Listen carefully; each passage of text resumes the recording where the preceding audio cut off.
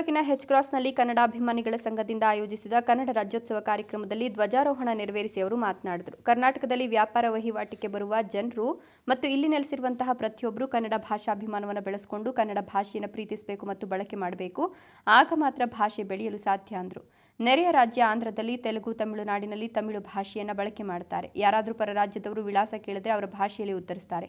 ಆದರೆ ನಮ್ಮ ಕನ್ನಡಿಗರು ಹೃದಯವಂತರು. ಯಾರು ಯಾವ ಭಾಷೆಯಲ್ಲಿ ಮಾತನಾಡ್ತಾರೋ ಅದೇ ಭಾಷೆಯಲ್ಲಿ ಮಾತನಾಡ್ತಾರೆ.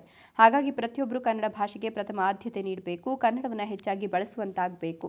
ಎಲ್ಲರೂ ಕನ್ನಡ ಭಾಷೆ, ನೆಲ, ಜಲ, ಸಂಸ್ಕೃತಿ, ಕಲೆಯನ್ನು ಉಳಿಸಲು ಕೈ ಜೋಡಿಸಬೇಕು ಅಂದರು. ತಮಟೆ ಕಲಾವಿದರ ಕಲೆಗೆ ಮನಸೋತ ಕಲಾವಿದರು ಕುಣಿದು ಕುಪ್ಪಳಿಸಿದರು. ಅದೇ ರೀತಿ ಕೀಲು ಕುದುರೆ, ಗಾರುಡಿ ಗೊಂಬೆ ಕಲಾ ತಂಡಗಳು ತಮ್ಮ ಕಲೆಯ ಮೂಲಕ ನೆರೆದಿದ್ದ ಕನ್ನಡ ಅಭಿಮಾನಿಗಳನ್ನು ಮನೋರಂಜಿಸಿದರು.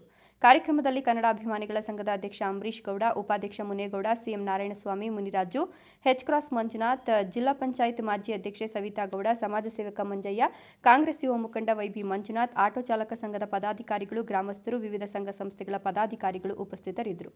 ಎಫ್ ಆಶಾ, ಶಿಡ್ಲಘಟ್ಟ, ರಾಯಲ್ಸ್ ಕನ್ನಡ.